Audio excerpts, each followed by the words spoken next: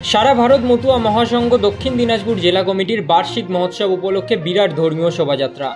ভগবান শ্রী শ্রী হরিচাঁদ ঠাকুরের 213তম আবির্ভাব বর্ষ উপলক্ষে সারা ভারত মতুয়া মহাসংঘ দক্ষিণ দিনাজপুর জেলা কমিটির পরিচালনায় ও ব্যবস্থাপনায় বালুরঘাট শহরের রঘুনাথপুরে বিজয় স্ট্রিট নামোডাঙ্গাতে 19শে মার্চ বুধবার এবং 20শে মার্চ বৃহস্পতিবার এই 2 দিনব্যাপী বিরাট মতুয়া মহাসম্মেলনের মহোৎসব ও শোভাযাত্রা অনুষ্ঠিত হয়।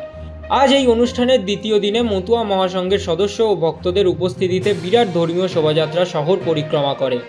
এটা আমাদের বাৎসরিক অনুষ্ঠান মতুয়া মহাসংঘের। প্রত্যেক বছর আমরা এই তারিখ অনুষ্ঠানটা করি। তাই অনুষ্ঠান 2 দিনে।